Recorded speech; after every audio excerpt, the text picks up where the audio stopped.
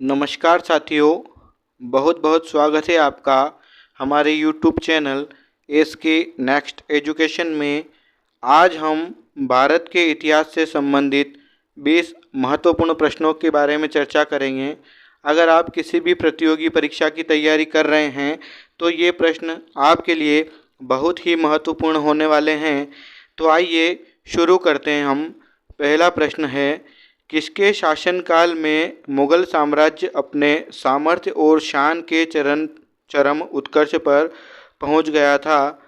Option है अकबर, औरंगजेब, शाहजहां या जहांगीर।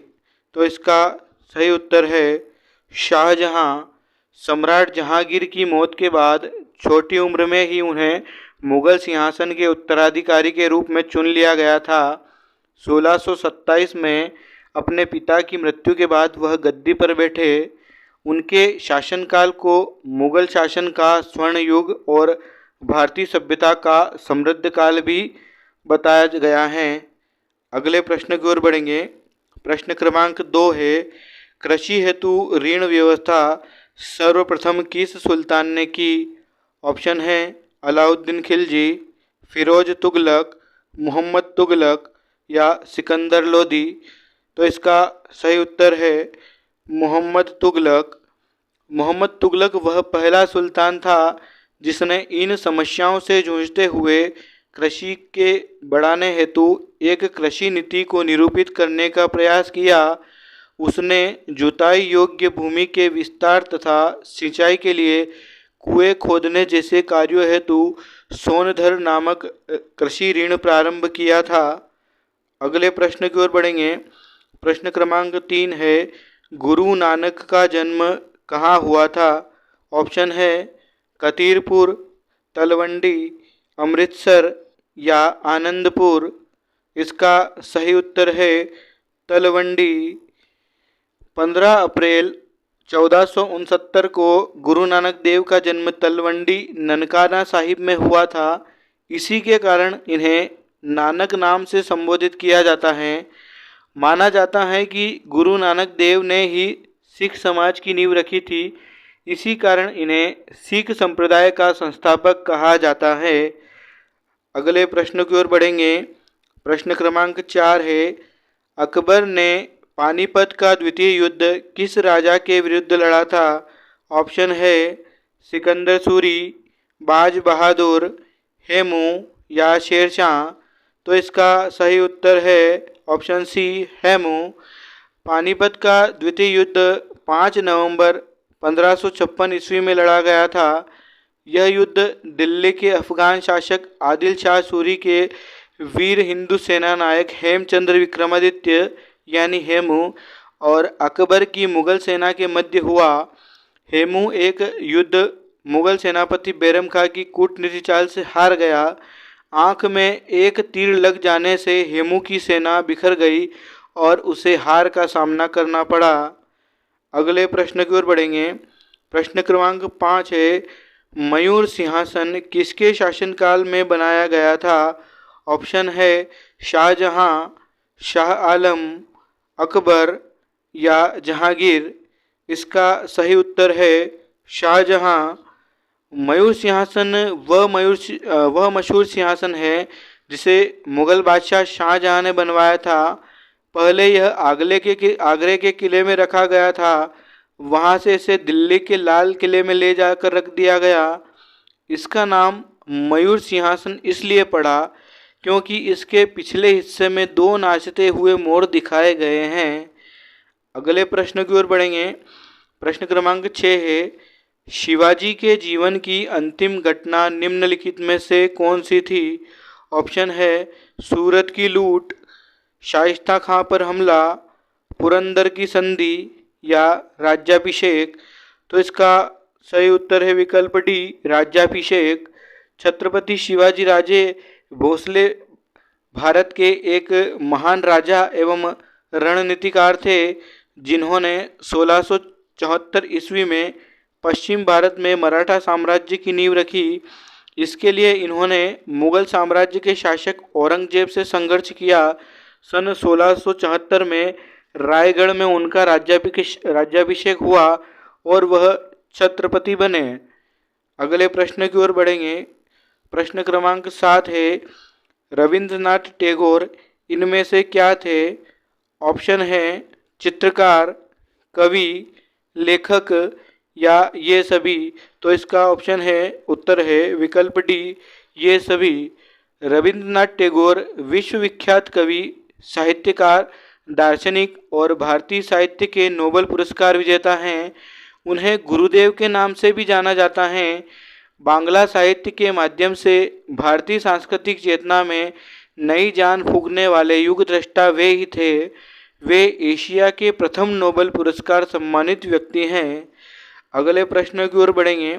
प्रश्न क्रमांक 8 है, विजयनगर साम्राज्य के राजस्व विभाग का क्या नाम था? ऑप्शन है रायसन, अथवन, हरिवन या राजवन। तो इसका सही उत्तर है अथवन। विजयनगर काल में भू राजस्व एवं भूधारण व्यवस्था बहुत व्यापक थी और भूमि को अनेक श्रेणियों में विभाजित किया गया था। भूमि मुख्यतः सिंचाई युक्त था या सूखी जमीन के रूप में वर्गीकृत की जाती थी।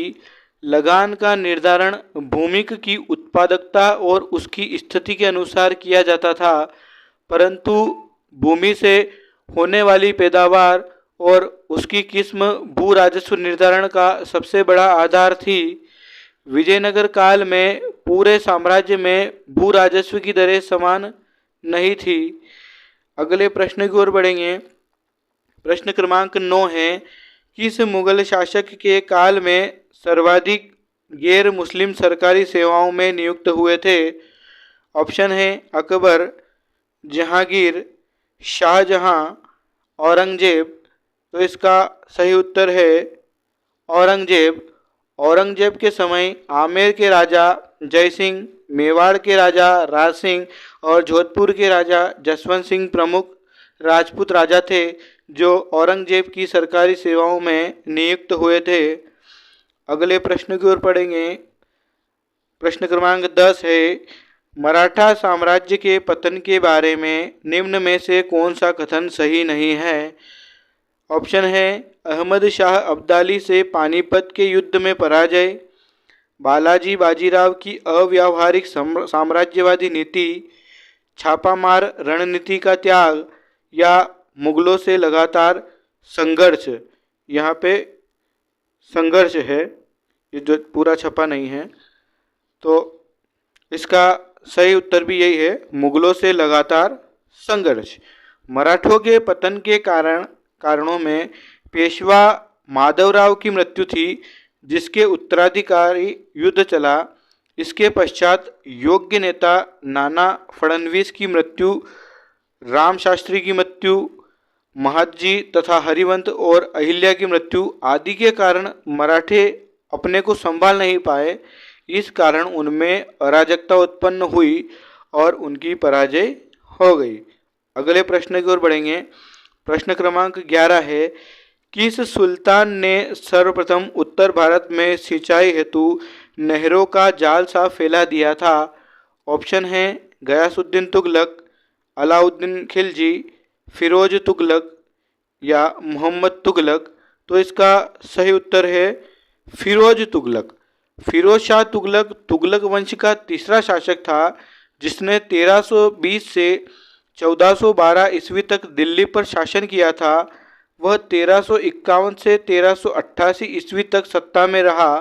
अंग्रेज फिरोज शाह तुगलक को सिंचाई विभाग का जनक कहते थे, क्योंकि उसने कई उद्यान और नहरें बनवाई थी, जैसे यमुना को हिसार शहर से जोड़ने वाली नहर, सतलज को गग्गर नदी से जोड़ने वाली नहर, हरियाणा के हांसी को मांडवी और सिरमौर पहाड़ों से जोड़ने वाली नहर और फिरोजाबाद को गग्गर से जोड़ने वाली नहर।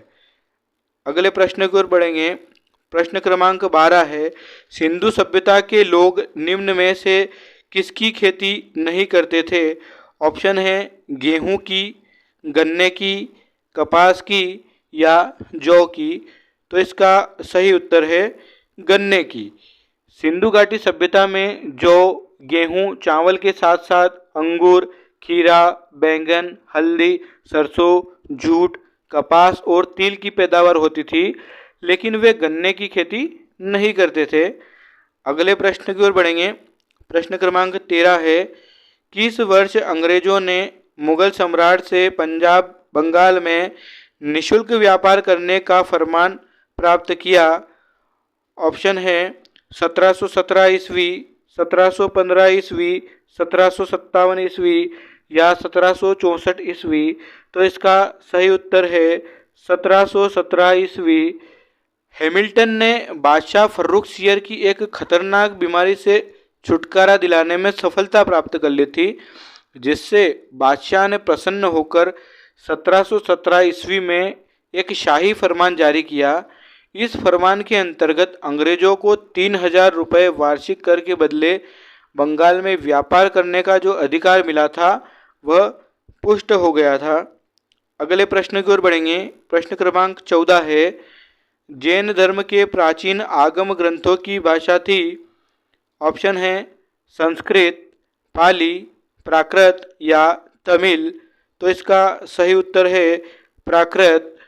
सबसे पुरानी जीवित सामग्री विहित जैन आगमों में निहित हैं, जो अर्धमागधी एक प्राकृत भाषा में लिखी गई हैं।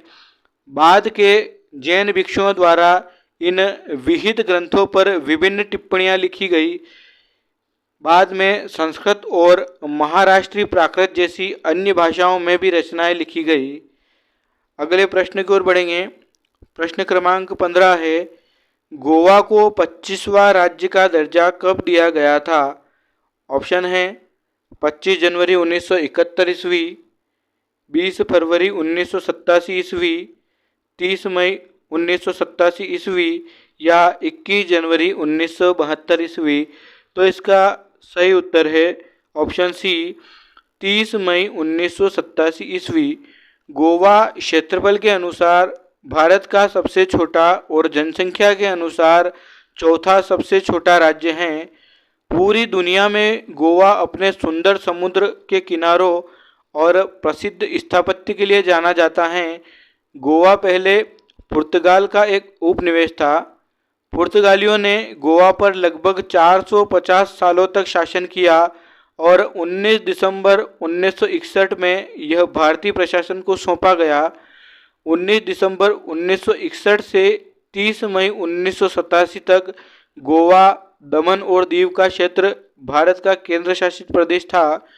गोवा को 1987 में राज्य का दर्जा दिया गया था। अगले प्रश्न की ओर बढ़ेंगे। प्रश्न क्रमांक 16 है, जैन धर्म में पुरातन आगम ग्रंथों की संख्या कितनी है? ऑप्शन है 46, 50, 44 या 70। तो इसका सही उत्तर है 46। जैन साहित्य बहुत विशाल है। संस्कृत, प्राकृत और अपभ्रंश भाषाओं में यह साहित्य लिखा गया है।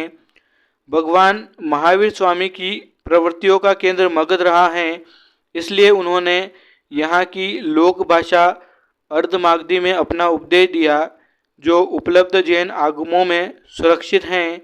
ये आगम 46 हैं और इन्हें श्वेतांबर जैन प्रमाण मानते हैं, दिगंबर नहीं मानते हैं। अगले प्रश्न की ओर बढ़ेंगे। प्रश्न क्रमांक 17 है, हिमाचल प्रदेश को पूर्ण राज्य का दर्जा कब दिया गया? ऑप्शन है 25 जनवरी 1971 ईस्वी, 21 जनवरी 1972 ईस्वी, 26 अप्रैल 1975 ईस्वी या 22 अप्रैल 1976 ईस्वी। तो इसका सही उत्तर है 25 जनवरी 1971 ईस्वी। संसद द्वारा दिसंबर 1970 को हिमाचल प्रदेश राज्य अधिनियम पारित किया गया तथा नया राज्य 25 जनवरी 1971 को अस्तित्व में आया। इस तरह हिमाचल प्रदेश भारतीय गणराज्य का 18वां राज्य बना। अगले प्रश्नों की ओर बढ़ेंगे। प्रश्न क्रमांक 18 है, सिक्किम भारत का 22वां राज्य कब बना? ऑप्शन है 25 जनवरी 1971 ईस्वी, 21 जनवरी 1972 ईस्वी, 26 अप्रैल 1975 ईस्वी या 22 अप्रैल 1976 ईस्वी। तो इसका सही उत्तर है 26 अप्रैल 1975 ईस्वी। 28 सालों के लंबे संघर्ष के बाद 26 अप्रैल 1975 में सिक्किम को भारत का 22वां राज्य घोषित किया गया था। हालांकि इसको लेकर चीन भारत के खिलाफ रहा और आज भी दोनों देशों के बीच इसकी सीमाओं को लेकर विवाद होता रहता है। अगले प्रश्न की ओर बढ़ेंगे। प्रश्न क्रमांक 19 है, सन 1600 में अंग्रेजों द्वारा भारत में किस कंपनी का गठन किया गया था? ऑप्शन है India east company, east India company, waste India company या ब्रिटिश कंपनी। तो इसका सही उत्तर है east India company. East India company की स्थापना 31 दिसंबर 1600 ईस्वी में हुई थी। इसे कभी जॉन कंपनी के नाम से भी जाना जाता था। इसे ब्रिटेन की महारानी ने भारत के साथ व्यापार करने के लिए 21 सालों तक की छूट दे दी। बाद में कंपनी ने भारत के लगभग सभी क्षेत्रों पर अपना सैनिक तथा प्रशासनिक आधिपत्य जमा लिया। 1858 में इसका विलय हो गया। उसके बाद भारत में ब्रिटिश राज्य का राज हो गया। अगले प्रश्न की ओर बढ़ेंगे। हमारा अंतिम प्रश्न है, किस सिख गुरु ने फारसी में जफरनामा लिखा था? ऑप्शन है गुरु हरि राय, गुरु हरिकिशन, गुरु गोविंद सिंह या गुरु तेग बहादुर। तो इसका सही उत्तर है गुरु गोविंद सिंह। जफरनामा अर्थात विजय पत्र गुरु गोविंद सिंह द्वारा मुगल शासक औरंगजेब को लिखा गया था। जफरनामा दसम ग्रंथ का एक भाग है और इसकी भाषा फारसी है। अगर आपको वीडियो पसंद आया हो तो इसे लाइक कीजिए, शेयर कीजिए और हमारे चैनल को सब्सक्राइब कीजिए ताकि आने वाले वीडियो की नोटिफिकेशन आपको प्राप्त हो सके। तो कल मिलते हैं नए 20 प्रश्नों के साथ। Thank you.